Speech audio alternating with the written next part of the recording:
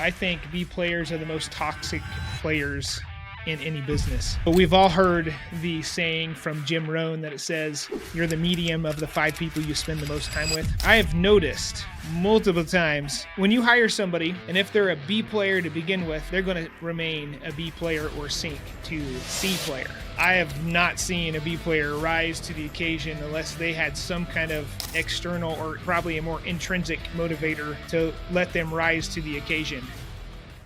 Welcome, entrepreneurs, to Pay or Quit, where we reveal the gritty truth behind business success. People see the glory, but not the struggle it takes to get there. We're here to share the real stories of entrepreneurs navigating the tough intersection of business and relationships. I'm Tony Klein. And I'm Shawn Johnson. And together we'll guide you through the real challenges faced as serial entrepreneurs.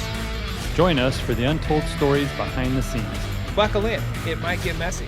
So here we are. We're back for another episode. Hey, Tony, how you doing, man? Good, Shawn. How are you doing? I'm good. Besides the video glitch there, I'm fantastic. So that was a little odd. Yeah. So we've got a big agenda today. I think we'll get right into it. So you teased us an episode ago or a few episodes ago that you were waiting for the results of your Moab 240 lottery. And it was like currently happening. It was live and in person at the time we were recording. So we'll get to that in just a second. I'm excited to hear what you have found out. And then I've got a contrarian view. And here's the topic title. B players are the most toxic employees in your business. Players are the most toxic employees in your business. And then on a previous episode, you said that fee maxing has ruined our industry. And so I'm going to explain why I think value maxing is the best way to grow your business. And then another topic is sales teams. We'll get into this a little deeper, but if there is no sales team and you're doing the sales versus if you've got one person or many salespeople on your team. And then last but not least, the dangers of being bored in business. So let's get right into it. Okay, Tony, tell us about the Moab 240.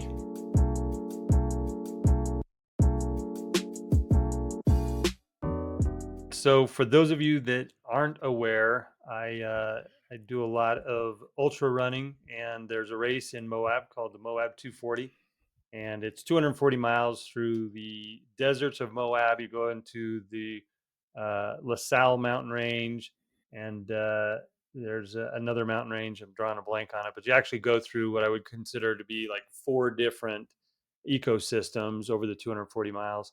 And it's grown in popularity, believe it or not. There's more than 250 people that want to run this race, and so they put it into a lottery. And the last time we were recording, or previously when we were recording, we were recording, and I was also trying to see if I had made it into the lottery. They kept announcing 10 at a time, and it turns out that I did make it in. So I will be going back to run that race for the 4th year in a row. And I'm hoping to do better than I did this last year. Last year I ran it, and it was part of the Triple Crown. And I did well in the Triple Crown, but my Moab race was probably, out of the 3 races, the one that I think I have the most areas of improvement for. So I'm excited to go back and knock that out. Well, I think congratulations is the right word. I'm not sure. Sounds like punishment to me, but remind me, you have finished each of the times that you've done it, right? Is that correct? Yeah.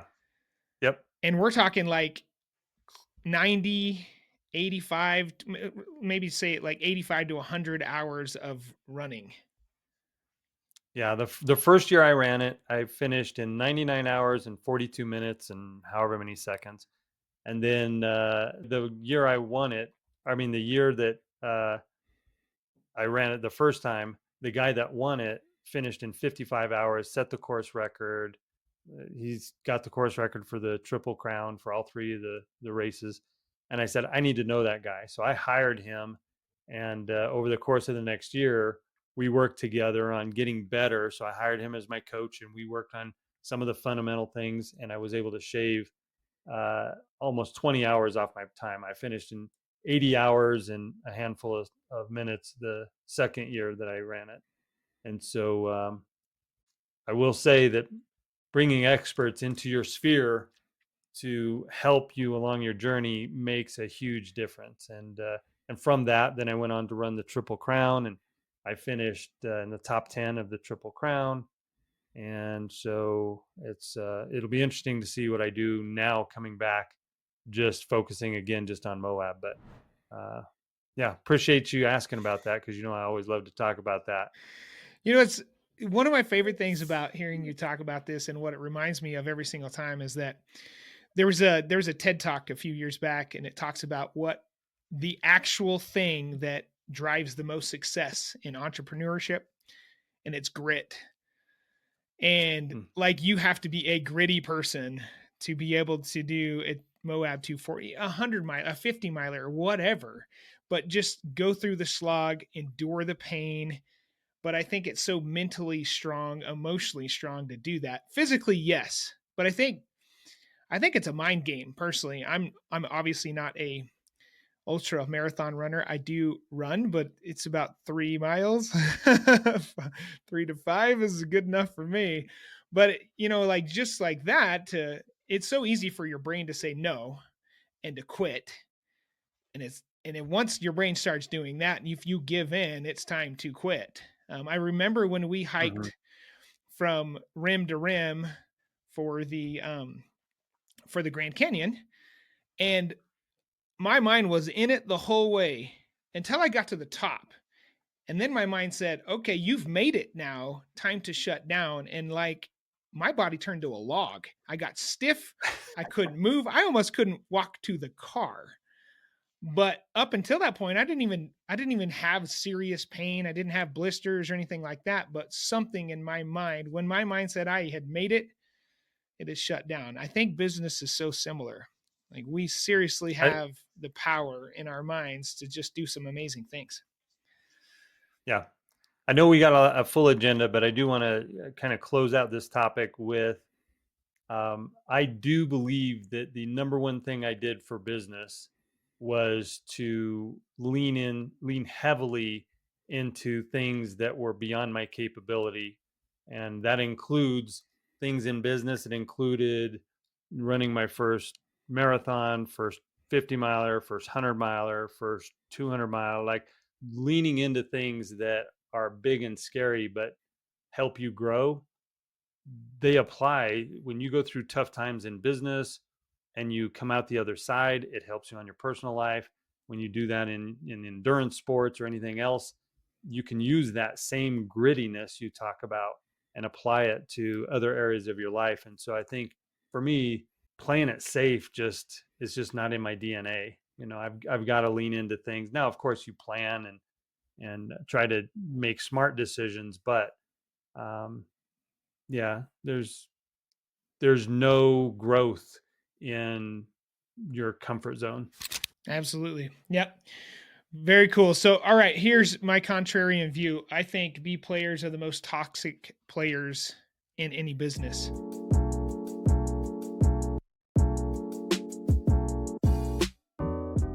So, we've all heard the saying from Jim Rohn that it says, you're the medium of the 5 people you spend the most time with. We've all heard it, probably heard it a million times. I do believe it. I think it could be probably a little bit overkill. You got to be around the people you enjoy too.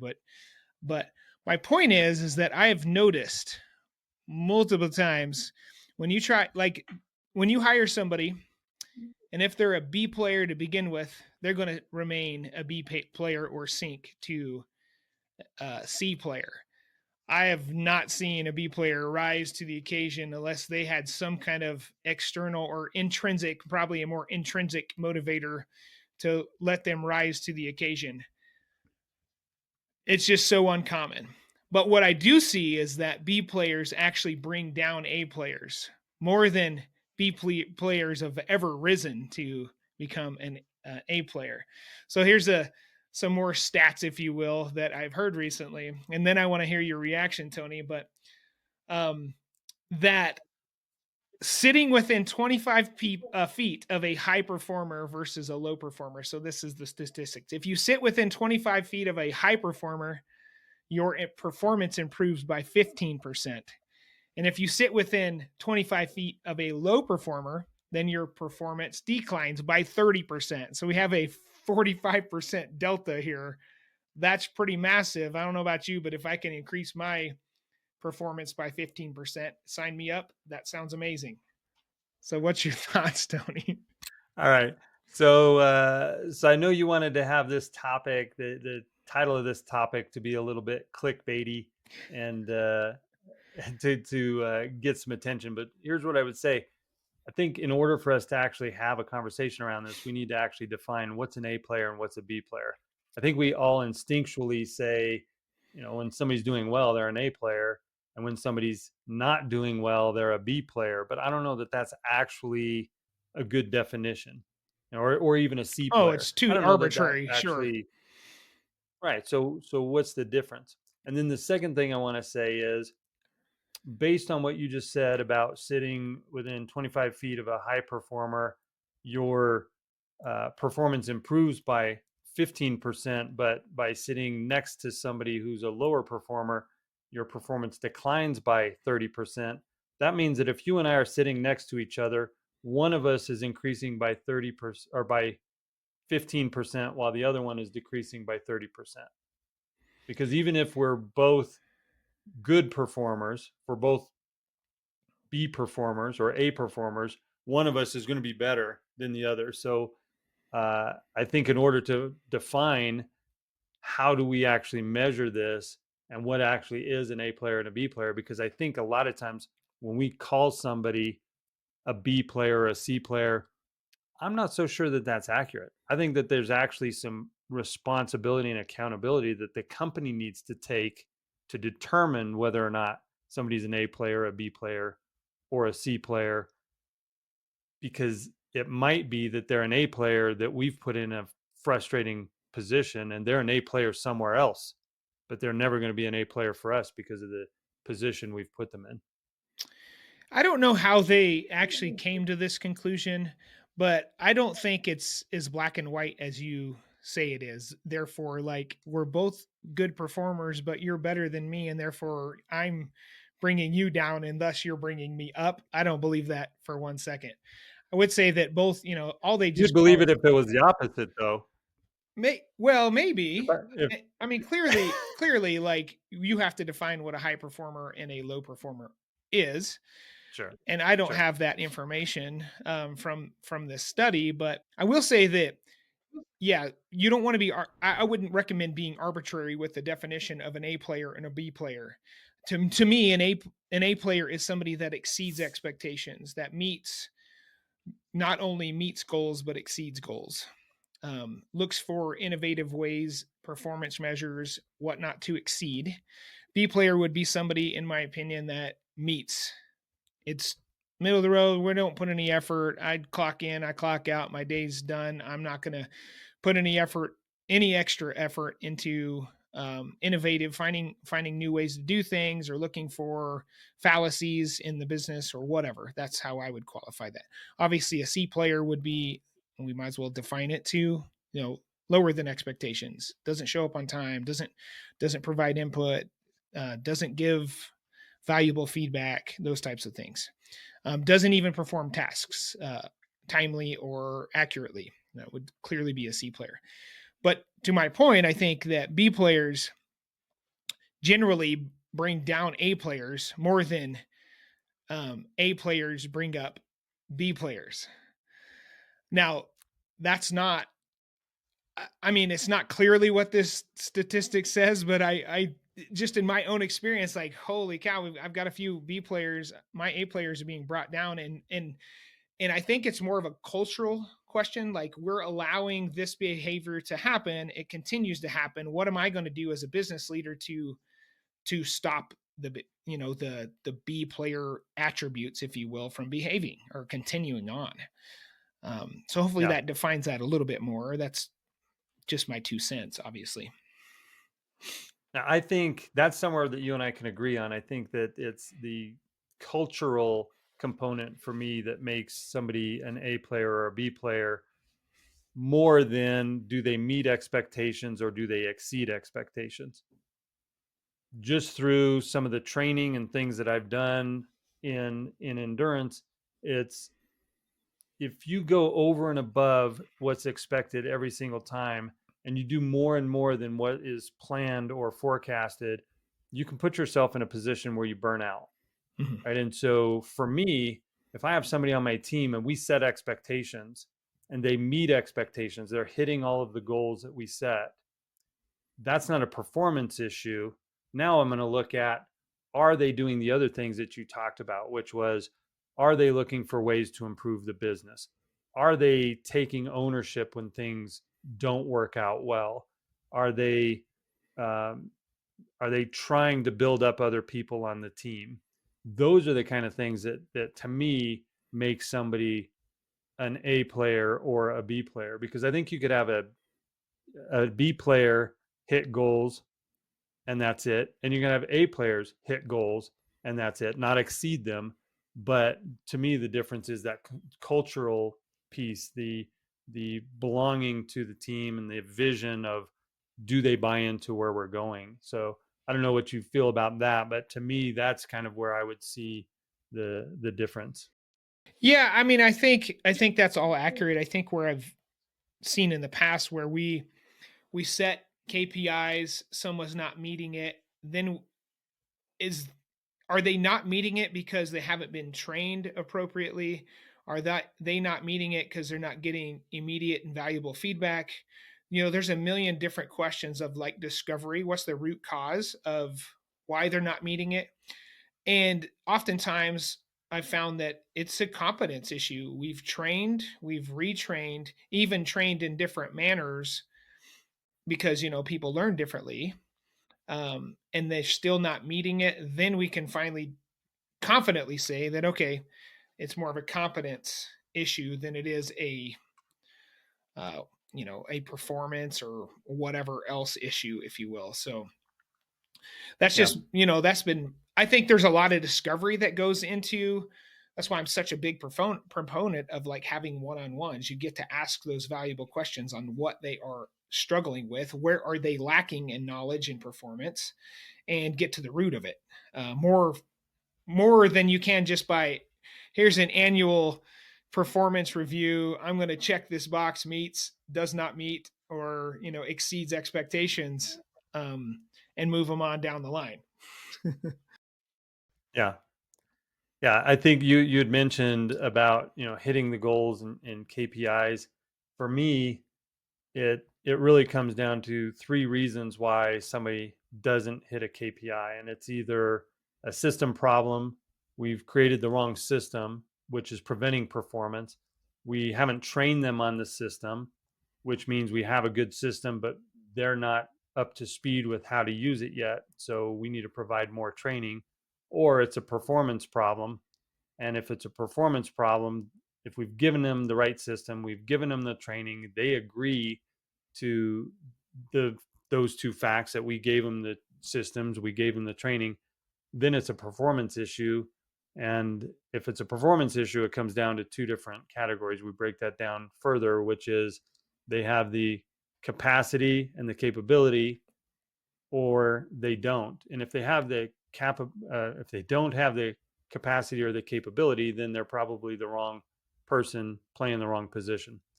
But if they have the capacity and they have the capability and they've just elected not to perform, then they need to exit. They need to be off the team, Yeah. because we've given them everything that we can do.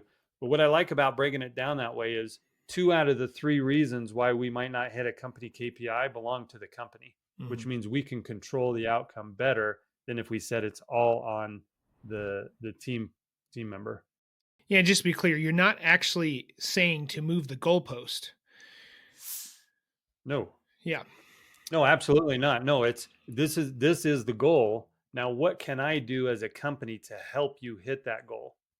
Can we make the system more streamlined? Can we provide different tools? Can we have different processes or policies? Because absolutely, we're not. I'm not in favor of moving the goalpost, but I am in favor of reducing any obstructions or blockages on the road to get to that goal. Mhm. And I think if you frame it that way, your team member is a lot more open with having the conversations about what's keeping them from getting to that goal. And so anytime somebody's not meeting a KPI, I ask them, is it a system problem, a training problem, or performance problem? And we have that conversation. And I think by having it that way, you have a lot more open and honest dialogue, because now it's not me coming at them saying, why didn't you hit this goal? It's collectively saying, what do we need to do to move this along to hit that goal? How can we get that goal accomplished or achieved together? And if we're having that conversation, I think they help us make the system better. We can help provide more training, and then they feel confident with, I've got all the tools and training I need. I'm going to go bust my butt to make sure I'm performing. Yeah, and I'll add one thing that I've found very helpful is when you have those conversations, meet it with the lens of once you've gone down this discovery path, by the way, is that do I have the right person just in the wrong seat? They're still not Mhm. achieving what they need to, but are they still the right person just in the wrong seat? If they're not the right person, and they're in the wrong seat, say they're wrong and wrong, then obviously there's not a place for them on the team. But they're if they're the right person, Yeah. they fit the company culture, they have a great attitude, they want to improve and learn, they're willing to adjust, whatever, list all the things. But they're just in the wrong seat. Maybe it's just like not in their skill set, not in their passions, and so on. Then just, it's an opportunity to move them or look if there is an opportunity to move them. There's not always an opportunity to move them. You just don't want to make a job. Don't get me wrong. Right. But look at if there is a or right person in the wrong seat opportunity here. Is this what's going on? Okay, so let me close this out here then. Let me bring it full circle, because I want to give you how we talked a lot about kind of some details, but here's the overarching theme of how I quickly determine whether somebody's an A player or a B player. So, I talk a lot through the services that I offer. I talk a lot about building championship teams, and it's just inherent that you understand what it means to be a part of a championship team. You look at the actions that take place, the systems that are provided, and you say, would this happen on a championship team? Would this be tolerated? Would this be the setup that a championship team uses? And you can easily say yes or no. And so, what I consider an A player is somebody that says, I'm driving to be a part of a championship team. A B player is somebody that's like, to me, that's just a bunch of hokey nonsense. Like, I'm coming to work, I'm doing my job, I'm hitting my goals. Like, leave me alone. I don't want to be a part of any kind of nonsense championship team. I just want to come and get my paycheck. I'm doing everything you've asked me to. So, like, back off with all the hokey nonsense. To me, that tells me they're not buying into the vision. They're not going to be creative in problem solving. They're not going to represent our company's best interests when we go through hard times. So it's just an easy way for me to say, are they buying into we're building a championship team, or are they okay with just being a mediocre player on a mediocre team, and that's okay? That to me, where you talk about B players dragging down A players, just like the Denver Nuggets have now won 11 in a row against the Lakers. We just had 3 games of this series where they've won all 3 of those games, and they wouldn't have done that if every single person on that team wasn't coming to that game with the expectation of, we are a championship team. You have one person on the court that's just out there going through the motions, they're no longer a championship team because of that one player. Totally agree. It's so often you see, especially in sports, you don't have there's often in sports that you don't have that one player that's just so phenomenal that carries the whole team. It's usually a bunch of good players all going in the same direction, fighting for the same mission than it ever is like you got that phenomenal player and he's just going to carry the whole thing. Okay, Yep. let's shift gears, Tony. So again, previously you're bagging on Femaxing and called me out specifically on it. So, but I think I think value maxing is literally the best way to grow your business. And I'll actually hit on a few talking points here as to why I feel that.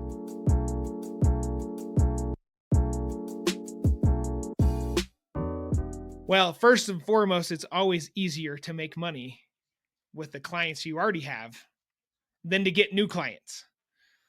They're already clients. So you could get more out of them.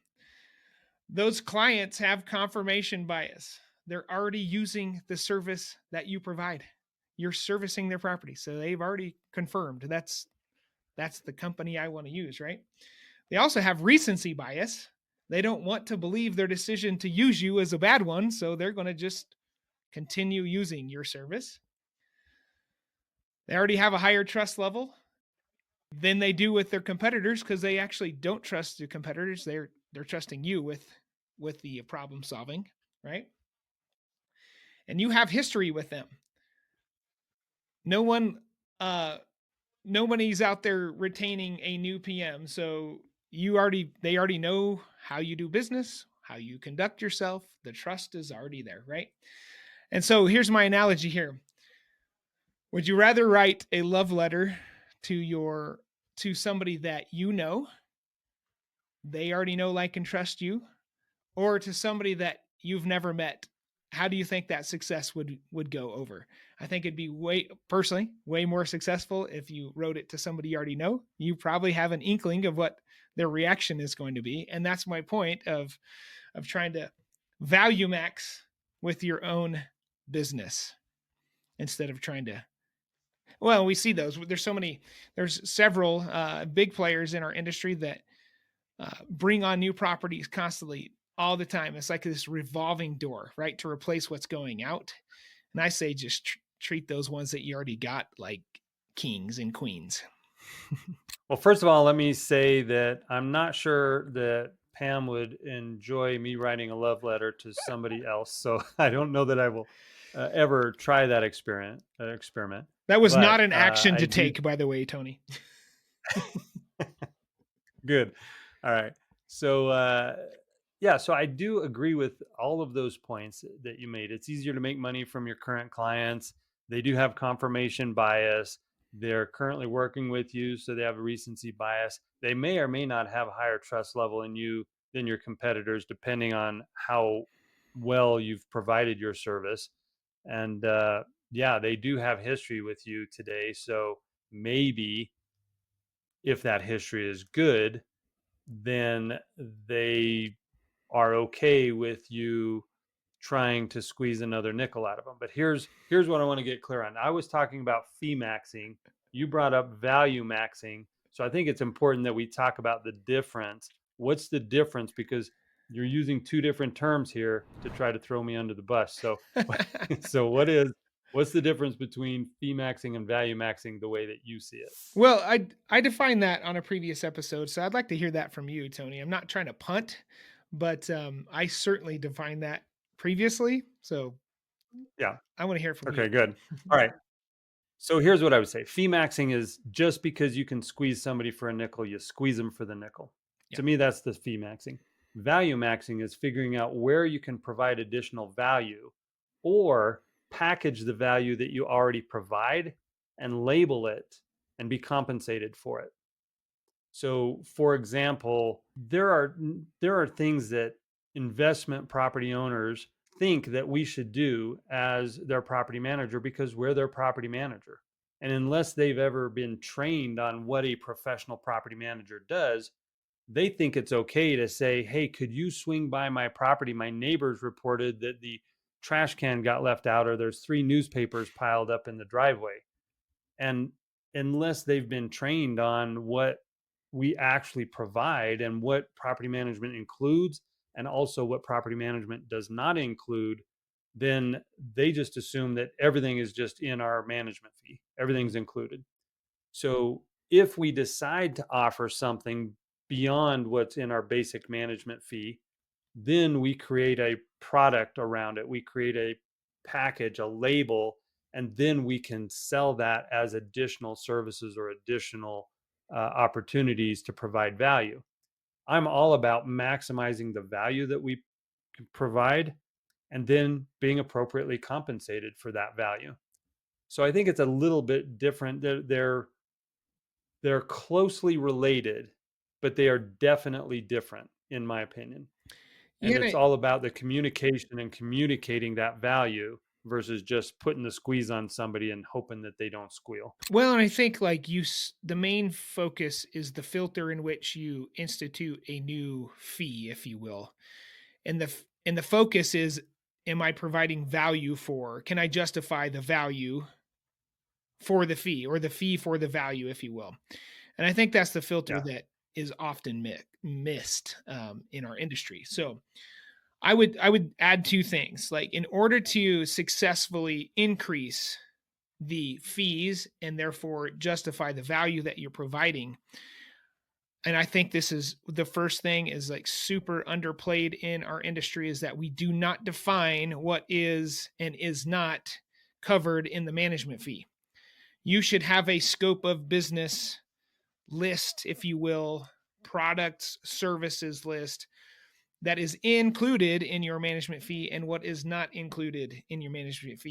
You hit on one that's funny, because like not every, but every property manager's probably had that client that said, "Hey, go pull in my trash can," or whatever the case may be. And you need to find that. That needs to be defined clearly.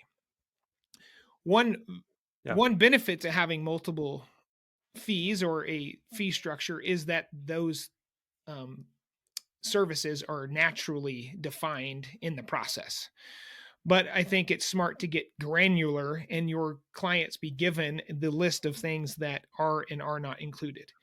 Number two, to this whole point, is that we have to be highly cognizant of the value that we're providing to our clients. And if they've had poor service, or if they're in a difficult time in their management cycle, landlording cycle, if you will, then it's not the time to ask for more money, right? Because the value is not there. You've got to give a substantially more perceived value than what you're actually taking in revenue, or fees, if you will. That's my two caveats. Yeah. I think it really makes sense to take a look at where you can define that value that you're providing and then create some communication around that these are some services that we offer and I call them they're per occurrence. Mhm. So if people don't need those, then they don't get billed them. But if they'd like to take advantage of us offering that service, we will provide that service for them. And here's what that service costs. Exactly. Yeah. Yeah. I think that's a really good way to word it too, because I think we so often get fearful of these conversations. I mean, like, we're not always the best salespeople of our services, right? And so it's good to frame it appropriately. Yeah. Okay, cool. All right, so Well, I know we're going to kind of transition into the next topic, and but I do have a tie back to this. So when we switch gears, I want to share with you how I think these two topics are actually very related. So why don't you introduce us to our next one? okay, so we'll shift gears here. If you don't have a sales team, you have a job. If you are the only salesperson, you have a liability, is the topic. So reactions to that, Tony. I have a lot of reactions because I've been in those roles.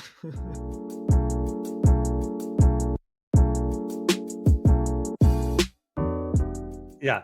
Well, I mean, I think it's spot on. There are a lot of people that came into this industry from being on the sales brokerage side. And so they're naturally coming into it from a salesperson perspective. And so I think sometimes they don't actually take the time to say, how would I build this business if I was building it from scratch without me having to be involved in it? And they just become the salesperson. They become the BDM because most of them start small and start out, I'm the sole proprietor at this point. I'm used to doing sales brokerage. And so I should just be the BDM too. I should just go out and hunt for new business, or at least take the calls or the referrals when they come in. I should be the salesperson. And I think that it kind of becomes this pattern that just gets set for them, that they never actually take the time to think, is this actually the best use of my time as the entrepreneur or the business owner? Yeah, me, I never wanted to create a job for myself. And I think so often small business owners do that. They're really good technicians, and therefore they become the technician in their own business. I think that's a danger. But I always wanted to look at, like, if I fell ill or if I died tomorrow, could this business continue on without me? And if the answer to that is no, well, then you have a job. And there's no Yeah. other way to put it. You have a job. I can go get another job that pays me probably equal and have benefits. So why would I want to take on all the risk of being a business owner and have a job? That feels yucky to me. And then, as far as the liability goes, yes, you're a liability because, again, if you fall ill and die or whatever the following day, and you're the only salesperson, you have one salesperson, it reverts back to you, and then it therefore turns into a job again. So it's hard to build in property management. Yeah. It's really difficult to hire for a salesperson or a BDM.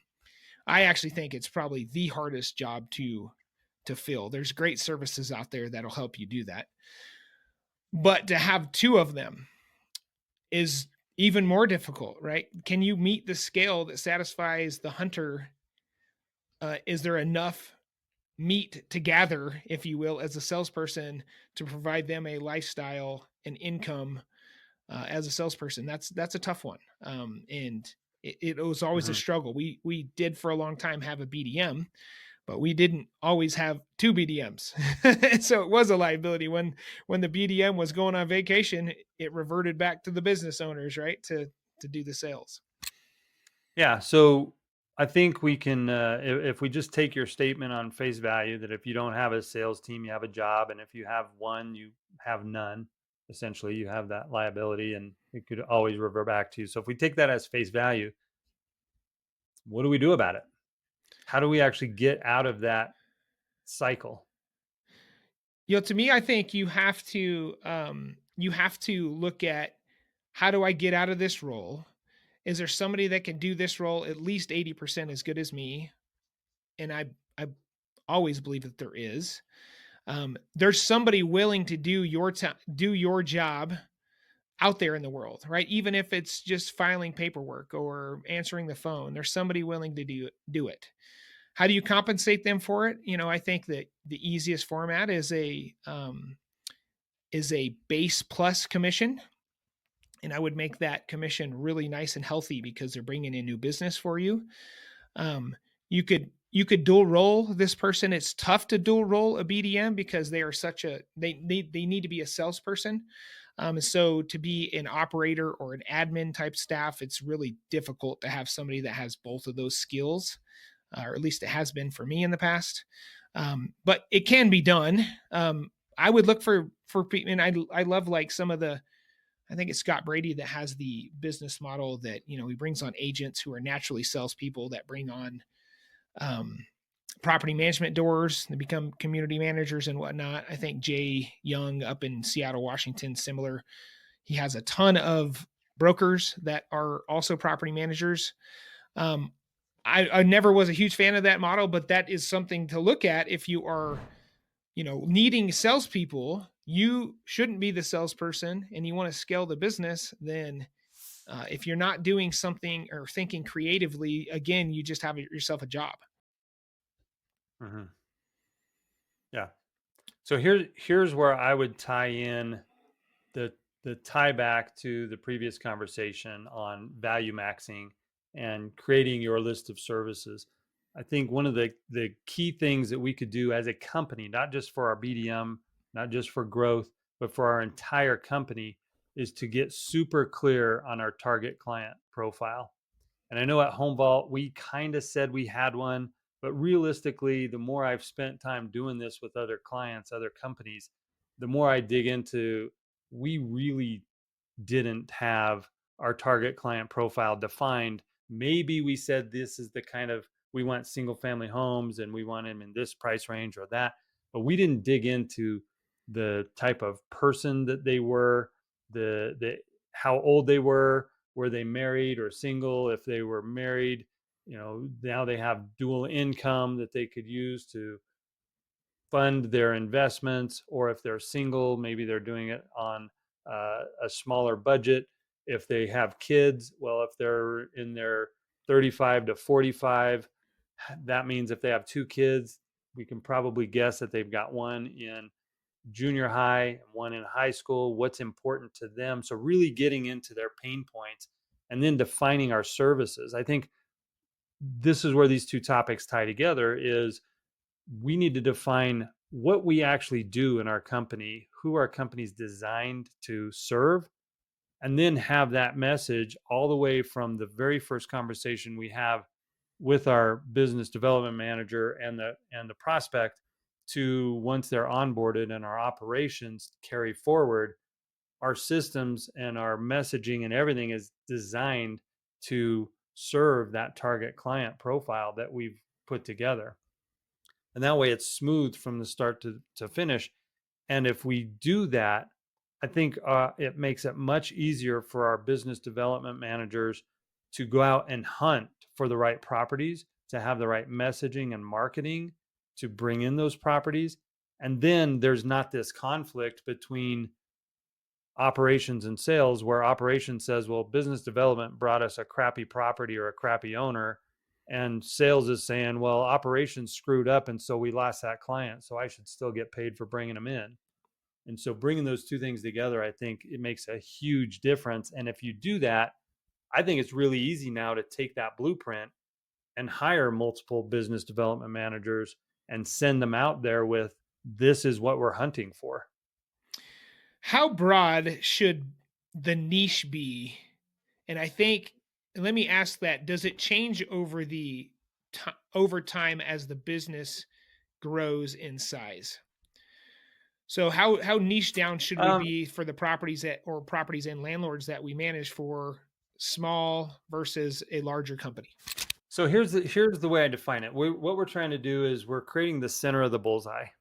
So if we could snap our fingers and have a portfolio filled with the center of the bullseye, what would those people look like? What would their properties look like? What would the rent ranges be? What locations would they be in? And we define that.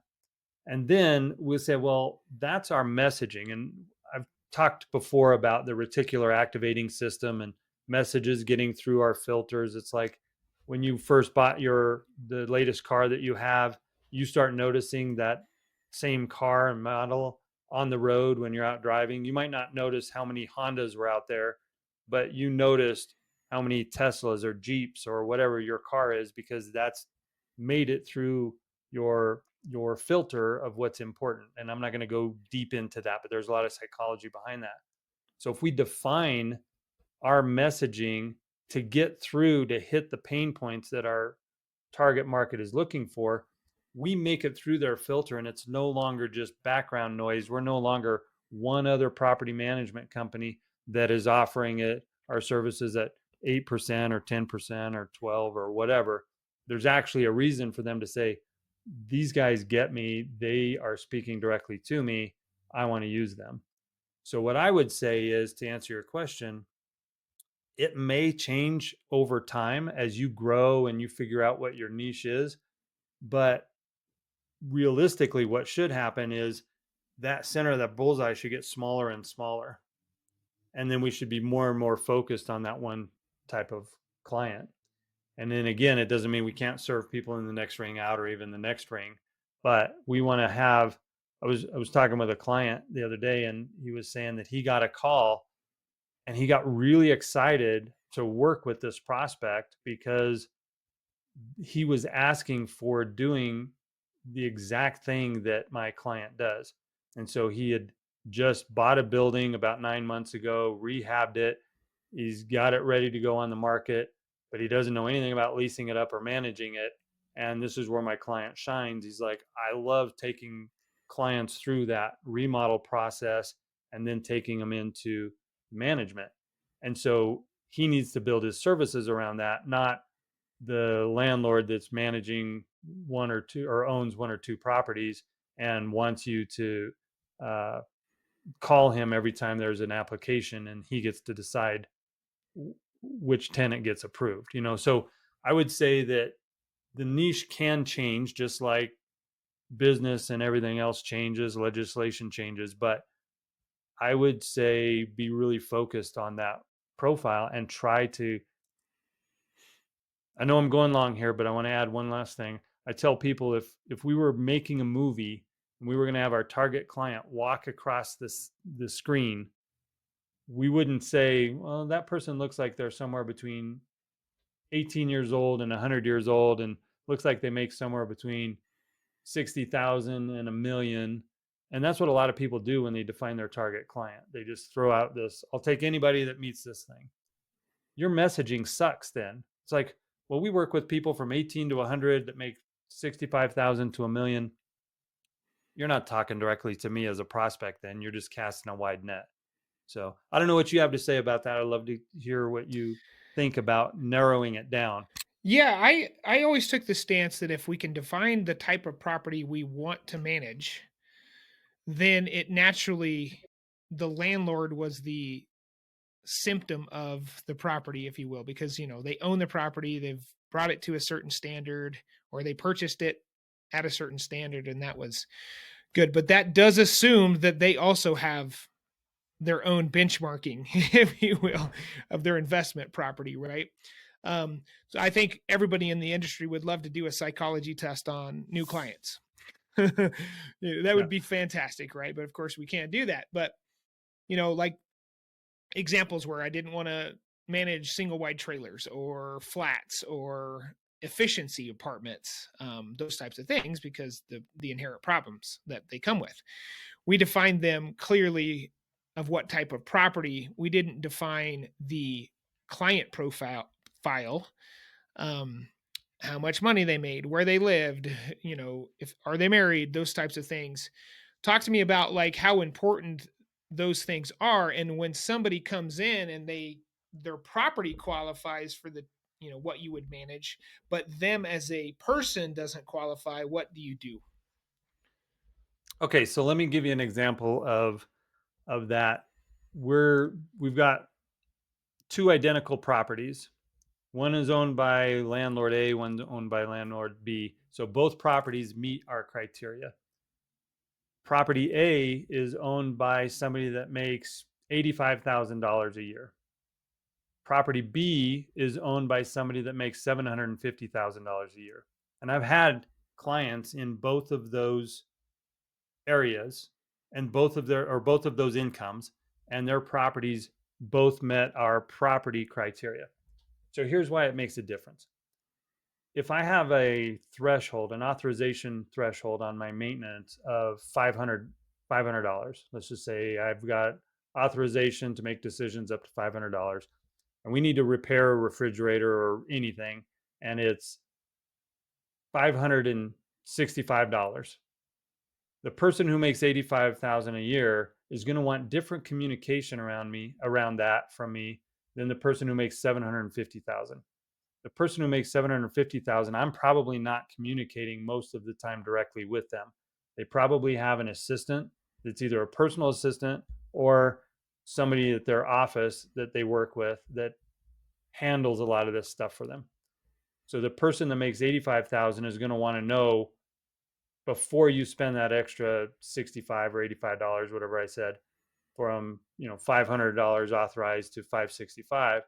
But the person who's making 750,000, they're going to be asking you, why are you calling me over 65 bucks? Like, just, I've hired you to take care of it. I don't want to be in the mix. So either communicate with my assistant, give me the bullet point, high level summary, or just handle it and I'll see it on my statement, or I'll ask you if I have questions.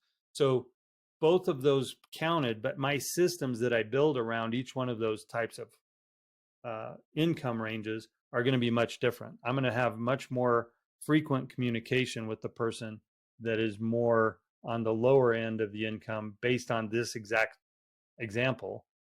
And I'm going to have less communication with somebody that is making more money that's wanting me to just handle it. So that's why it's important not just to look at the property, but to look at the client themselves, because your messaging, your marketing, and your systems need to be built around whatever that person's pain points or whatever is important to them. Does that help explain it? It does. I'm going to push back a little bit because this is, again, why I would love to have a psychology test. but Yeah. I don't, I think it's more of a mindset than it is a financial piece. For instance, we have the $750,000 a year earner. He makes 750, but he also spends 750 a year. So his mentality is probably a scarcity mentality. Take the Sure. $85,000 a year person who makes 85 grand, but he only spends $40,000 and has abundance in his Mhm. life.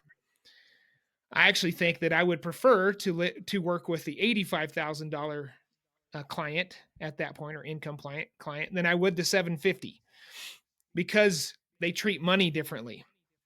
Now I know we can't do Sure. psychology tests, but I think, at least I think what your point you're making is that at least it's a benchmark and it's a starting point. Is that Yeah. accurate?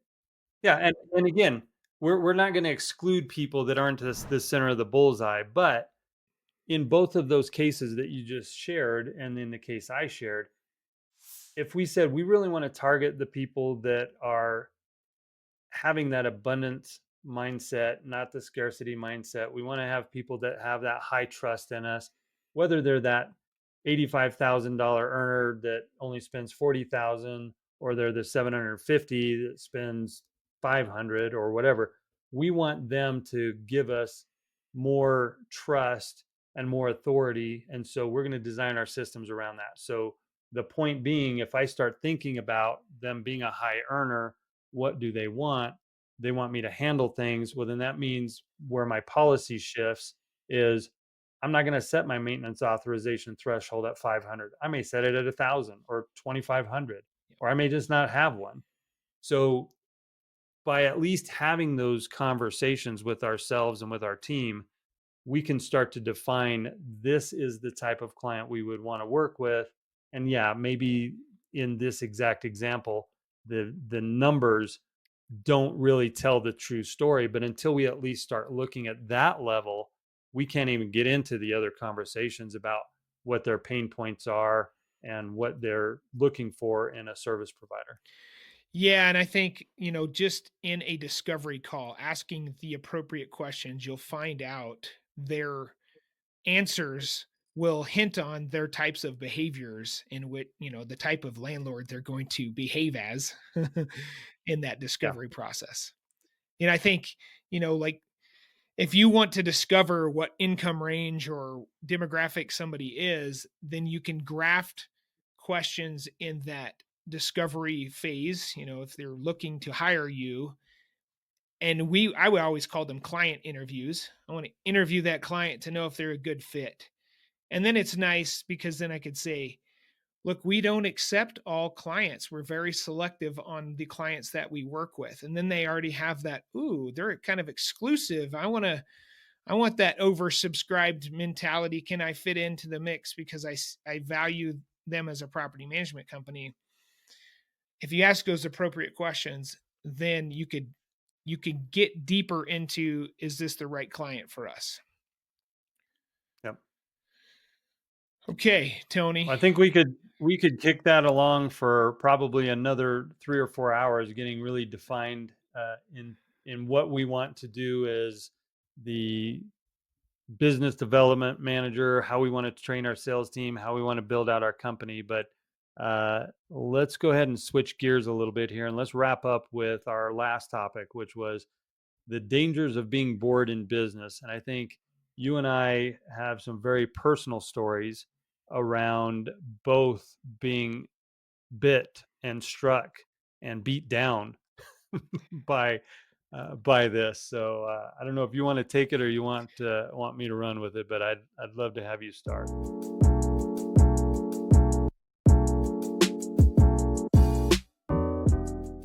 Okay, yeah. If you would love to have me start, I will start.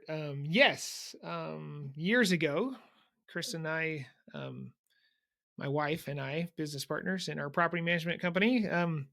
Yeah, we did everything we could to not have a job. Right, we didn't want to have a job in the business. And so we looked for ways to hire excellent people, to put systems and processes in place so that the business didn't rely on us being there. And we would take a month at a time, 2 months at a time away from the business. And the team, when we would get back, would say, "Why are you back? We don't need you here." And it actually runs better when you're not here. And that was a great compliment to me. But, as driven entrepreneurs, we start thinking, well, is there something more? Which made me think, like, what should we do? Should we, sell the company? Should we merge it? Should we continue to scale it? What is the thing? And yeah, and boredom sat in, if you will. In retrospect, I don't know if you want me to get to that. Looking back, I would have done it probably different. I don't have any regrets, but I would have actually vertically integrated different businesses into the property management company. I would have purchased or started HVAC, plumbing, electrical, lawn service type of businesses around to complement the core business. That's how I would have done it differently. Mhm. I didn't go that route. I decided to stay focused on property management and branch out to a different marketplace. And then ultimately we merged into Home Vault as part of Home Vault. So that's kind of my story and my perspective now. Yeah, mine's very, very similar. I was running the Home Vault 1.0, if you will. It was Cliff Dwellers Real Estate for 17 years, and then it was Home Vault 1.0. We called it for 2 years, and then through that, we were in that mastermind, and we started building some relationships. And what's dangerous is you get a bunch of visionary entrepreneurs focused on all the things that are possible, and you start looking at, if we just did this one thing, I'll bet it could be great.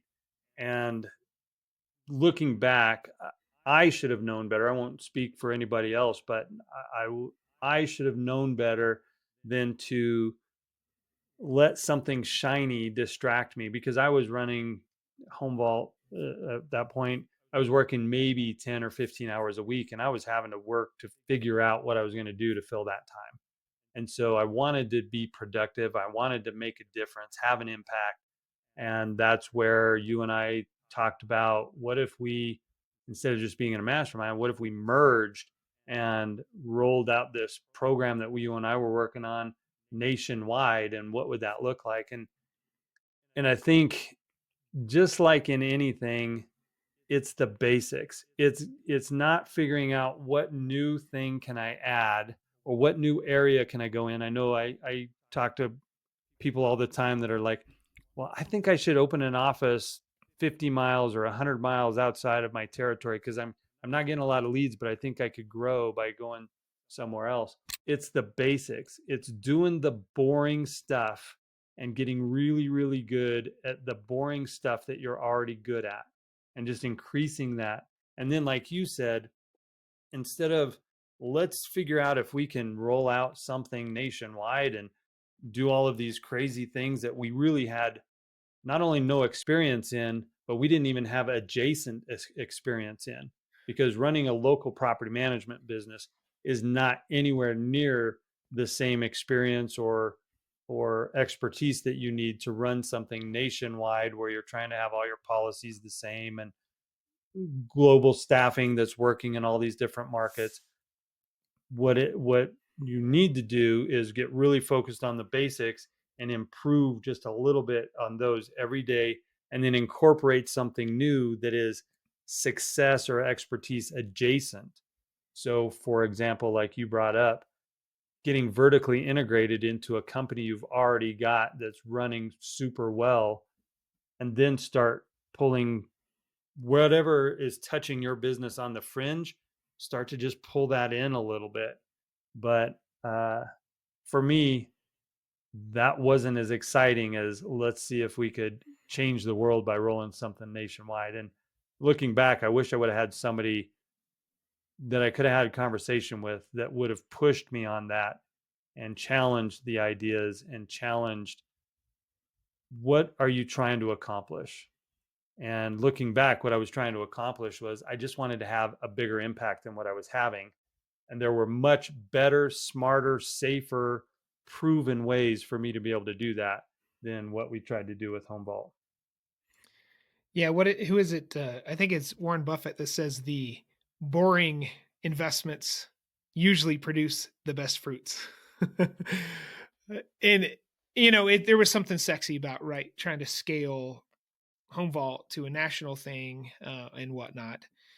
Um, and I don't fault any of us for wanting to do that. I think that is part of being an entrepreneur. I think the biggest regrets people have in life are the things that they wanted to do that they didn't do, Yeah. more so than doing something and it failed or didn't work out or didn't end up like you had planned. I would much rather try and fail than not try and never know what it could have been. So that's my perspective of it. I have zero regrets of what we've done. As a person, it certainly grew me as a person, and you can't put a MBA college education on that. You know what I mean? Like Yeah. this is how people get better and improve their craft, if you will. Yeah.